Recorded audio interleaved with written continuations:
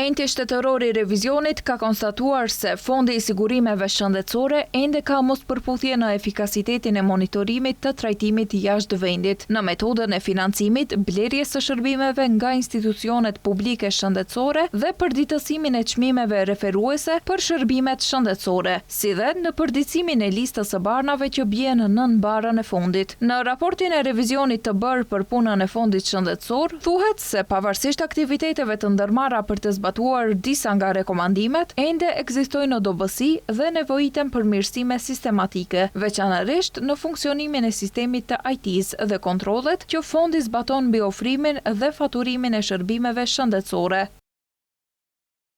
Pavarësisht aktiviteteve të ndërmarra për të zbatuar rekomandimet e dhëna në auditimet e mëparshme, ende ekzistojnë dobësi dhe nevojiten përmirësime sistemike. Pagesa e parakohshme e fondeve bazuar në kontributet nga institucionet kompetente ndikon në likuiditetin e fondit, gjë që e vështirëson shërbimin në kohë të detyrimeve të institucioneve shëndetësore brenda kornizës së kompensimit të rëndakort.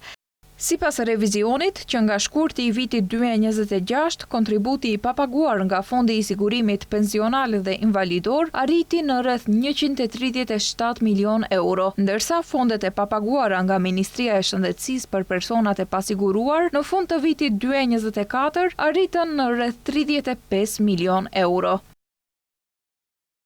Në funksionimin dhe zhvillimin e sistemit të informacionit të fondit, ende ka sfida që lidhen me mungesën e dokumenteve strategjike, kapacitetet e pamjaftueshme të personelit, funksionalitetin e pjesëshëm të moduleve individuale dhe mundësitë e kufizuara për përmirësimin e tyre të mëtejshëm. Në të njëjtën kohë, vendosja e sistemit të recetave elektronike është vonuar dhe kontrollet ekzistuese të sistemit në procesin e lëshimit dhe faturimit të recetave nuk ofrojnë një nivel të mjaftueshëm kontrolli. Revizioni gjithashtu konstatoi se në vitin 2024 u kryen 44 kontrolle në institucionet spitalore, me parregullsi të identifikuara në pothuajse gjysmën e tyre. Dobësi u evidentuan edhe në trajtimin jashtë vendit për shkak të mosrespektimit të afateve ligjore dhe monitorimit të procedurave.